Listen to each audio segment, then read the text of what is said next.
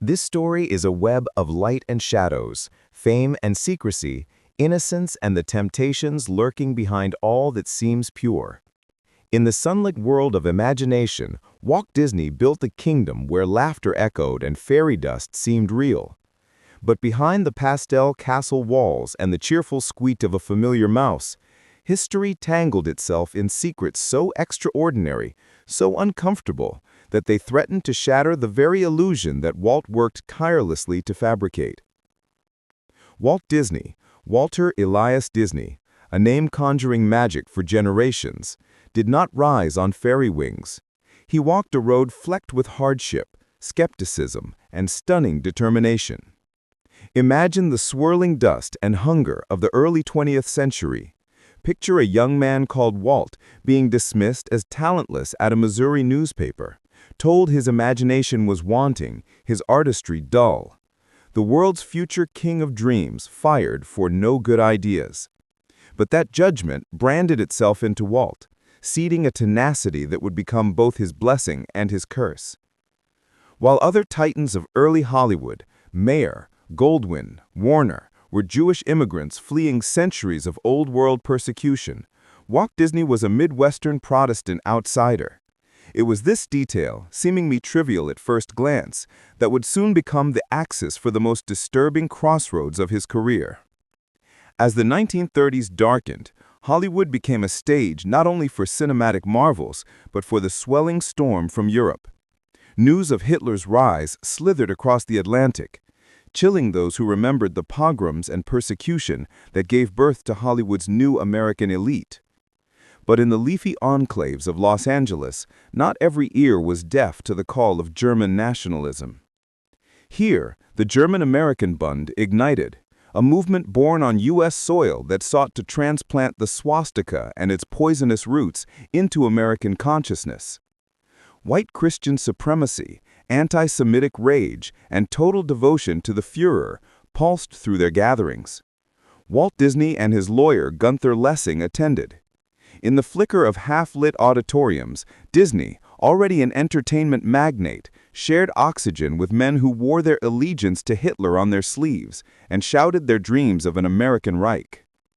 A former Disney animator, later tasked with anti-Nazi films, watched Disney emerge regularly from these secretive convocations. Could it be curiosity? Opportunism? The lines between observer and participant blur when the stakes are this high and the company this dangerous. Some say Walt merely wanted to witness what others would not. Others insist something more, an unsettling comfort with the language, symbols, and ambition stirring in the room. But that wasn't the darkest thread. A month after Kristallnacht in 1938, with the echoes of shattered glass still glinting in German streets, Hollywood was abuzz with rumor and panic.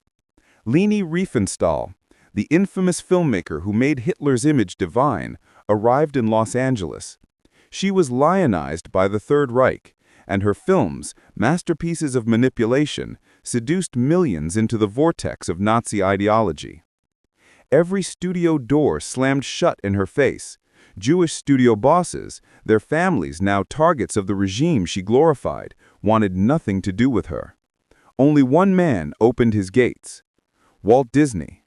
He didn't just welcome her, he gave her a full tour of his studio, personally ushering her from soundstage to storyboard, proudly showing her Fantasia in production. Riefenstahl would remember the gesture as more than social nicety. She later remarked how proper Americans like Disney kept their distance from the smear campaign of the Jews.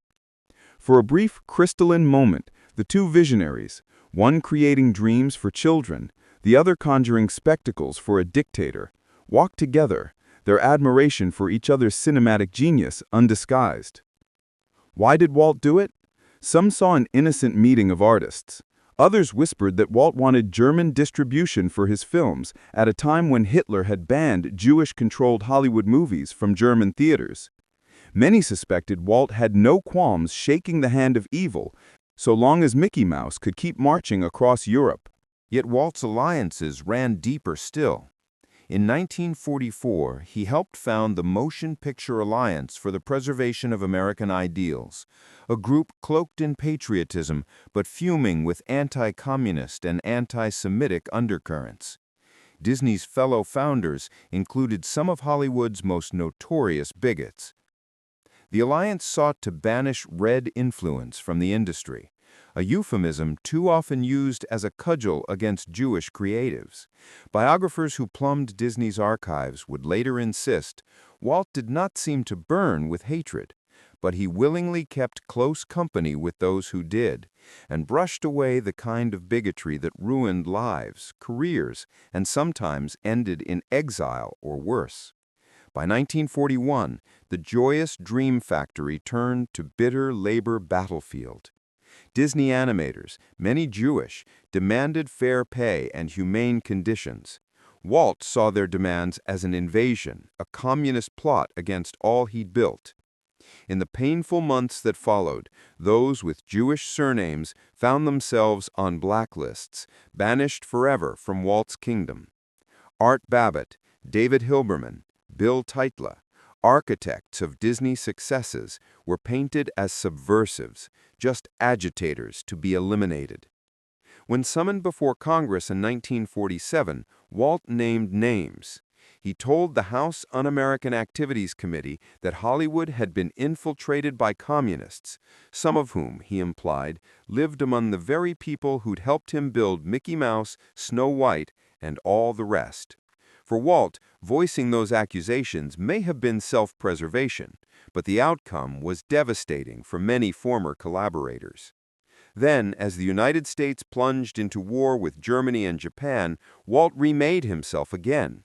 Suddenly, Disney Studios churned out anti-Nazi, anti-Japanese propaganda, a cartoon Donald Duck lampooning Hitler, a singing Mickey on the front lines. Films like Der Führer's Face won Oscars and rallied Americans, but critics pointed out that the studio's wartime work, while effective, stopped short of direct, passionate condemnation. For Walt, perhaps, it was the contract more than the cause. Rumors swirled that before the war, Disney had courted Nazi distributors in hopes of regaining access to Germany's lucrative market. Perhaps the real subtext of his meeting with Riefenstahl and his tolerant stance to Nazi visitors. Did Walt truly care for principle, or only for the global reach of his mouse? After the war, with old worlds burnt to ash and American triumph ringing out, Walt mounted an epic campaign to purify his image. He made quiet donations to Jewish charities, even reportedly supporting militant Zionists fighting British control in Palestine. To some, these were the acts of a changed man. To others, they were just PR, payment for silence, a reshuffling of masks for the world's most watchful audience. Working closely with the Sherman Brothers, Jewish songwriters who composed the soundtrack for generations of Disney classics, Walt, in person, showed little sign of bigotry. Their stories glimmered with affection and loyalty. Yet elsewhere, tales of slurs, suspicious firings, and casual prejudice painted a far less wholesome portrait. Today, the brand Walt built is a billion-dollar planetary behemoth.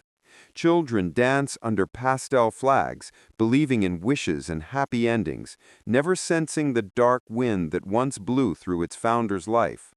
But those who tug at history's curtain find a complicated, unresolved legacy, a kingdom whose foundations include moments ignored, secrets too shameful for bedtime stories. Was Walt Disney a Nazi sympathizer? Most scholars stop short of such a sweeping judgment. The mosaic that emerges is more insidious, more widespread than a simple label. Walt, above all, was an opportunist. Ambition made him fearless, and when principle stood in his way, he often shook its hand, smiled, and pressed forward. In the shadow of the castle and its nightly fireworks, remember this: Walt Disney chose profit and legacy, sometimes over people, sometimes over values, sometimes over basic decency. His was a generation that wanted to believe in happy endings, but in the mirror behind the mouse, The world is always more complicated. A kingdom built on dreams and on compromises with darkness will always house a few secrets in its towers. The mouse that built the empire did not do it alone. Behind him stood many shadows, some holding pens and paintbrushes, others draped in banners that the